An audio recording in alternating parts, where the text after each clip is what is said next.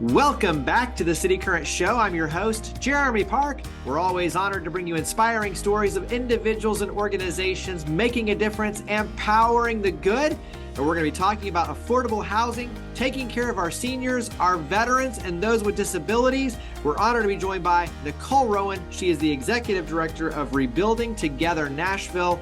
Nicole, how are you doing? I am doing great and so honored to be with you, Jeremy, on today and to talk about the impact that Rebuilding Together Nashville is making in our communities.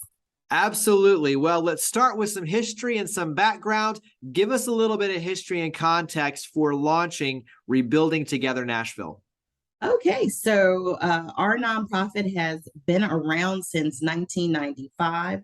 This affiliate here in Nashville, it is a national organization called Rebuilding Together. And so then we are Rebuilding Together Nashville. And we help our seniors, veterans, and those living with disabilities to provide safe and healthy home repairs so that they can age in place safely. Talk about the different services. You kind of alluded to it, but it's access, so wheelchair ramps. There's a lot of things that go into what you do. So go ahead and dive into what you do. Absolutely. So we start with a 25-point checklist that helps a person to understand if their home is safe and healthy. And so we evaluate that list, and that could be things from floor repairs. Many people have been living in their homes 35, 40 years. So you can imagine that the floor joints and floors would need repair. We do that to make sure that they are safe. We repair roofs. We repair windows. As you know, that can help with your heating cost and expenses, which for someone living on a fixed income, that is vitally important. And then as we age, we know that the mobility goes down. It's hard to get into the shower, those type of things. So we do a lot of those repairs to help put like zero entry walkways into the showers, and then handrails, ramps, etc. On the homes, and also replacing doors that may just have shifted with age of the home. When you look at how individuals qualify, you mentioned veterans and seniors. What are some of the qualifications? So they would need to fit into those categories of being a senior. So number one, or veteran, or a person living with a disability, and they would need to make 80% or less of the annual median income. And so that is a qualifying factor that is important to mention for those that we serve.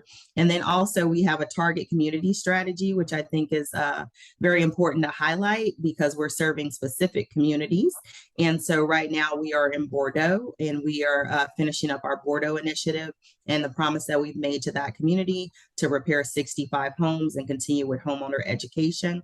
And I'm excited to announce that we are launching into a new community. We have funding through the Housing Fund, Barnes Fund, and we will be moving in 2023 to repairing homes in Districts 3, 2, and 5. So that launch is coming soon, but you heard it here first. Absolutely. We love sharing good news, especially when you hear it here first. So when you look at how you are powered, volunteerism plays a very important role. So talk about kind of the magic of pulling all these pieces together. Yes. So we have volunteer days, and how the volunteer days work is we have these wonderful construction organizations like Turner, Barge, architects that support our work, and also many individuals from those companies sit on our board, and they allow their staff to come out and spend their day with us doing landscaping and repair work, and then they also make a donation. So this is a wonderful volunteer strategy where we're getting funding and also getting the labor and the skilled labor, which is very important. But we also do have opportunities for non-skilled labor, painting, but things like that we accept volunteers for as well. Talk about the higher purpose and the importance of what you do in terms of neighborhood stability, revitalization, independence, especially for seniors who can then live in their homes, and veterans and those with disabilities, just like you're talking about. So in other words, Why is this so important for the board members, the volunteers to financially support, but also to power it, power the good physically, and what that means, that ripple effect for the larger community? So talk about the larger impact. I love that question. So I think that the larger impact is one is wealth building. So a lot of people don't think about that and that generational wealth that an asset like a home is. And so being able to hand that down, family member to family member, which also keeps and preserves that housing stock within the community, which, as we all know, we live here in Nashville. There's cranes everywhere. There's construction and development. And so our role and part of our mission, we want to preserve the housing stock, and we want to also preserve those individuals' opportunity to stay in the home that they've grown up in, that they now own, many of them, and have lived there for so long, but they have these codes violations or on their homes. And so we come in and are able to alleviate that pressure. And it causes a lot of health concerns, quite honestly, with the stress of having to try to figure out if I'm going to do a home repair or if I'm going to, take care of my, grandkids or my children, those type of everyday expenses. And so I think that it is vitally important in the climate that we live in to make sure that we're able to keep the seniors close to the communities that they've lived in and grown up in, and also the resources, because it trickles down even into healthcare. Because if you go to a certain doctor and then you're pushed out of the city, then now you don't have access. And so a lot of people don't think about housing in that way, but there are a lot of different unintended consequences when we are pushing our seniors out into the outskirts of our city versus, doing an effort to keep them in the community and aging in place. Yeah, that's very important insight. And so I think when you talk about what you do, but ultimately the impact on the larger community and those stakeholders, extremely important. Talk about numbers of homes, some of the different stats that you track on your end. So what do the numbers look like? Yes. So average annual household income, I think, is something to look at. So it's about $29,000. And the average age of the home is about 50 years that we're looking at repairing. And then the average cost we're spending on each home is about $20,000. So if you think about that, that's free services. They don't have to repay it. That's a lot of good work, and we specialize in quality work. And we've invested over $600,000 in our Bordeaux initiative currently to date. And we've been able to do about 45 homes. And so we'll be finishing up that work. And about 50 or so residents have been served in that particular community. When you look at kind of the pieces of pulling all these, puzzle pieces together, the volunteers, the experts, but also to the dollars, you do have upcoming events. You do have ways for the community to support your efforts. Talk about the fundraising side and pulling all these pieces together to be able to do what you do. Yes, perfect opportunity. We have an event coming up.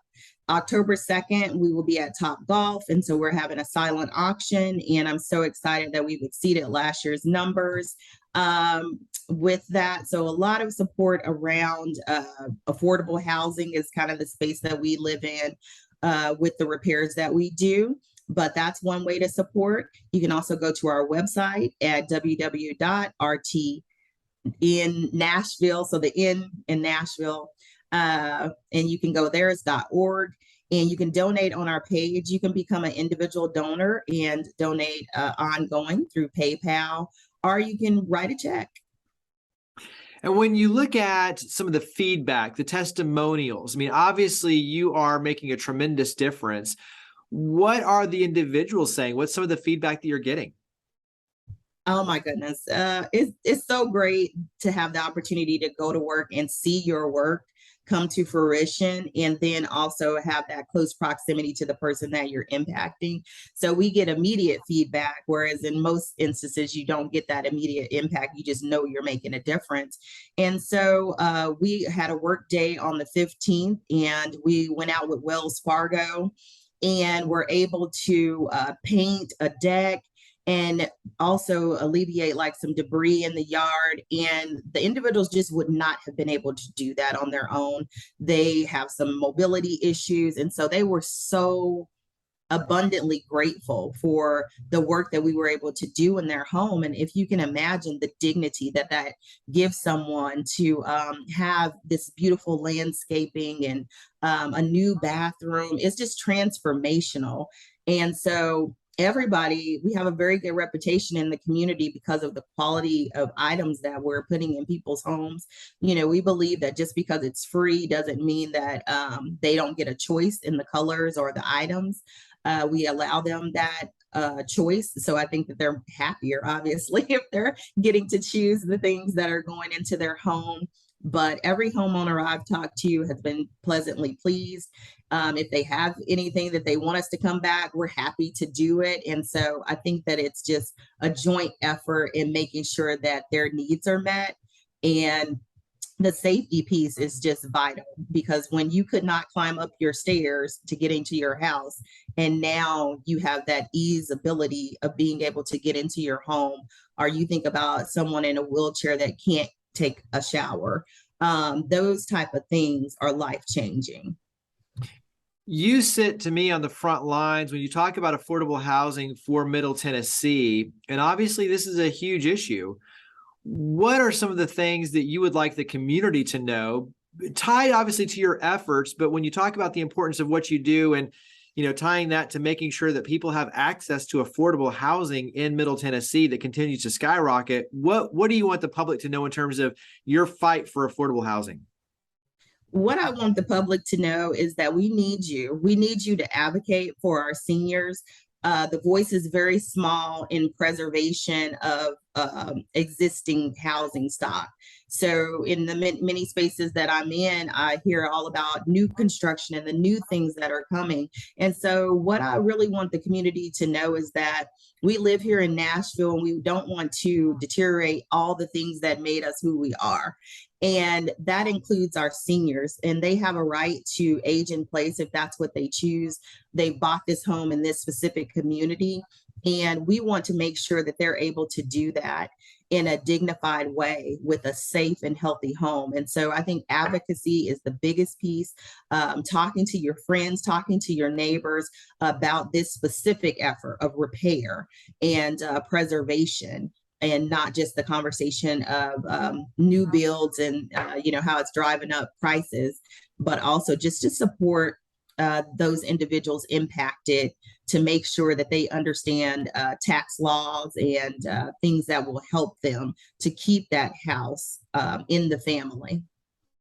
How has the pandemic, and especially the recent natural disasters, how have those impacted your efforts?